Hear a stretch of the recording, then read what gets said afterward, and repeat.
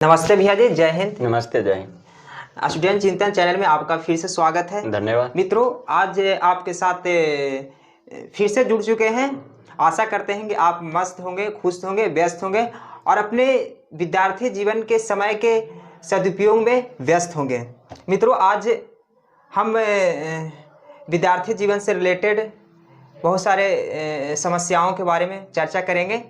तो मित्रों, आपसे निवेदन करते हैं कि आपको इस वीडियो अंत तक जरूर देखें और लाइक, शेयर और सब्सक्राइब जरूर करें।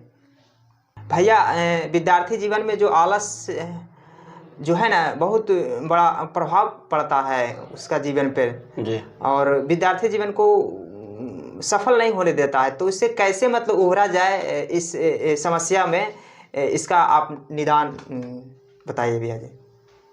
देखिए,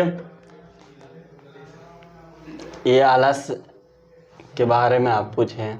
जी जी। आलस एक जी विद्यार्थी के लिए शत्रु है जी। और एक आलस एक प्रकार की रोग है जी जो विद्यार्थी को कभी आगे बढ़ने नहीं देता है। और आलस का कारण उनका मानसिक ह्रास होता है। जब हम सही तरीके से मानसिक रूप से मजबूत नहीं रहते, मानसिक हमारा काम करना बंद कर देता है, यानी जो हमारा लक्ष्य है उस पर सोचना बंद कर देता है, तो हम उसे दुर्बल हो जाते हैं अपने लक्ष्य के प्रति। तो फिर मन लगवे नहीं करता है, किस प्रकार पढ़ाई करें, क्या करने आए हैं, क्या कर रहे हैं। और फिर विद्यार्थी अपने आप में सिमट करके संकीर्णता में रहने लगते हैं, खाते पीते हैं, फिर सो जाते हैं, फिर घूमने चले जाते हैं, खेलने चलने जाते हैं, फिर दोस्तों के साथ पार्टी मनाने चले जाते हैं। इसका काफ़ी गहरा असर पड़ता है और फिर वो व्यक्ति जो विद्यार्थी है आलस के शिकार बनते चले जाते हैं और उनका मन पढ़ाई में नहीं लगता। मतलब स्टूडेंट जीवन में जो होता है ना भैया जी, एक लक्ष्य का निर्धारण में, लक्ष्य आज के समय में क्या होता है ना कि बहुत सारे तैयारी करते हैं, बहुत सारे कंपटीशन का तैयारी करते हैं, जैसे बीपीएससी हो गया, सीजीएल हो गया या ग्रुप डी हो गया, या किसी भी क्षेत्र में जाना चाहते हैं। तो लक्ष्य के निर्धारण में बहुत सारे उससे समस्या आता है।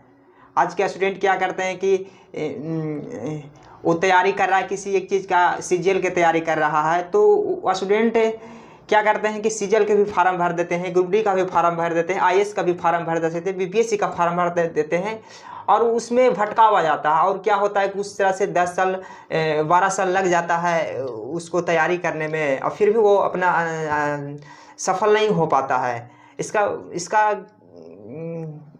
क्या वजह है, क्या मतलब कि कैसे मतलब उस लक्ष्य को मतलब निर्धारण किया जाए, को सफल हो जाए।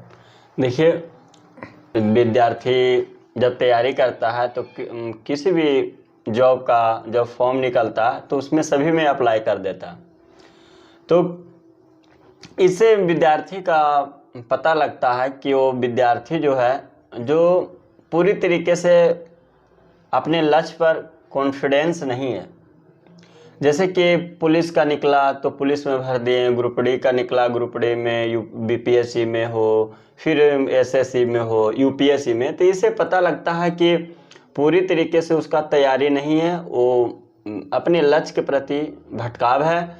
और जो कॉन्फिडेंस होना चाहिए, जो उनकी पढ़ाई होना चाहिए, वो पूरी तरीके से नहीं कर पाते हैं, अपने चुनाव सही से नहीं कर पाते हैं कि हमको क्या करना है। और जो फॉर्म निकलता है तो अपने होते ना कि जल्दी हमको लेना है, जल्दी जॉब करना है, कम समय में लेना है, तो जो भी एग्ज़ाम का जो फॉर्म निकलता है सभी में अप्लाई करते चल जाते हैं और फिर उसका रिजल्ट दिखने को मिलता है तो उनका नहीं हुआ रहता, क्योंकि उसके प्रति कभी जागरूक हुए नहीं, एसएससी के प्रति, बीपीएससी के प्रति और यूपीएससी के प्रति। यानी आपको कहने का मतलब हुआ भैया जी कि लक्ष्य हमेशा केंद्रित होना चाहिए। जी, केंद्रित होना चाहिए जी, एक पर। तो बहुत कम समय में सफल हो पा सकते हैं विद्यार्थी।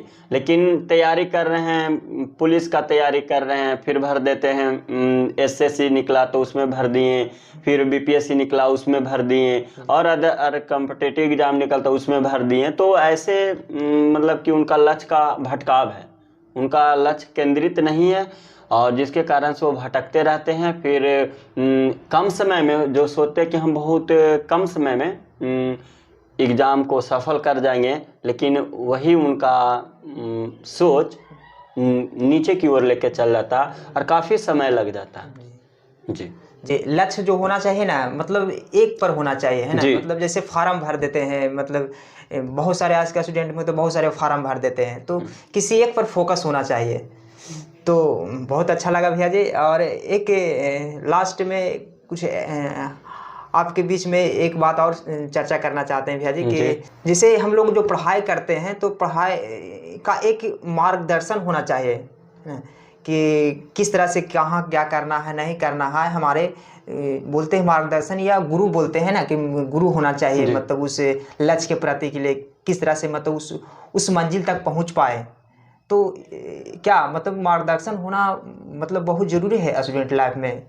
जैसे हमारे प्राचीन काल में गुरु के द्वारा शिक्षा दिया जाता था, लेकिन आज क्या है कि सभी शिक्षक हैं जो पूरी तरीके से अपने स्टूडेंट को शिक्षा देने का काम कर रहे हैं, कोई हैं जो स्टूडेंट अपने से तैयारी कर रहे हैं। तो ये क्या है कि जैसे एक शिक्षक के द्वारा हम अगर पढ़ाई करते हैं, और एक जो हमारे मार्गदर्शन के रूप में शिक्षक हुए या मार्गदर्शन के रूप में बड़े भाई भी हो सकते हैं, तो अगर हम उनके नेतृत्व में ग्रहण करते हैं, कोई चीज़ हासिल करना चाहते हैं, तो बहुत कम समय में हो जाता, क्योंकि उनका काफ़ी उसमें जागरूकता रहता है, तभी तो वो बताते हैं, और उनको काफ़ी उसमें अनुभव होता है, और अधिक मतलब उम्र में बड़े होने के कारण भी उनका काफ़ी अनुभव होता है, जिसके कारण से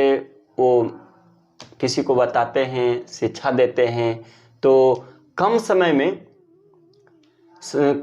में बहुत अधिक बता देते हैं उनको। और जो विद्यार्थी होता है तो कम समय में ही वो एग्ज़ाम के क्वालिफाई कर जाते हैं, या किसी क्षेत्र में अगर क्रिकेट खेल रहे हैं या और फुटबॉल खेल रहे हैं या किसी क्षेत्र में जाना चाहते हैं, तो उसमें बहुत कम समय में सफल पाते हैं। कारण कि अगर देखिए, एक उदाहरण के तौर पर हम बताते हैं कि अगर गुरु एक रास्ता दिखाने वाले होते हैं।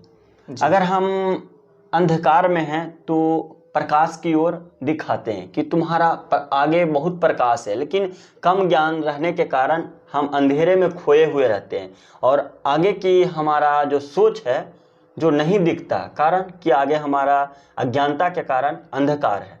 तो गुरु जो होते हैं, मार्गदर्शन जो होते हैं, जो उस अंधकार को मिटा करके आगे प्रकाश दिखाते हैं।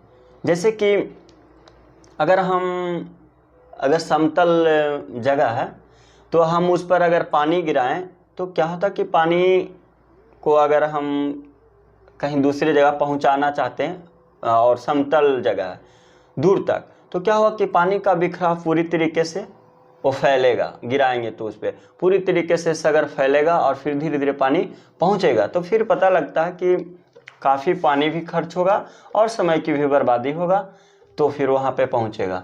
तो अगर उसको जिस स्थान पर पहुँचाना चाहते हैं तो उस स्थान की क्यारी अगर बना दें, कगार जिसको बोलते हैं बना दें, तो वहाँ पे अगर पानी गिराएं तो बहुत कम समय में वहाँ पे पहुँच जाएगा और पानी भी बहुत कम खर्च होगा। चलिए, आपसे बात कर बहुत अच्छा लगा। आप जो बताएं बहुत अच्छा हमको लगा भैया जी। तो जो मतलब कहने का मतलब ये हुआ कि स्टूडेंट जीवन में गुरु का एक बहुत बड़ा रोल होता है, बहुत बड़ा महत्व होता है, और हर एक के पास एक गुरु होना एक बहुत ज़रूरी है। गुरु जो होते हैं जो बहुत मार्गदर्शक रूप में बहुत अच्छे वो मंजिल तक पहुंचा देते हैं। चलिए, बहुत अच्छा लगा, धन्यवाद। आप सबों को बहुत बहुत धन्यवाद जो इस वीडियो को अंत तक देखे। धन्यवाद।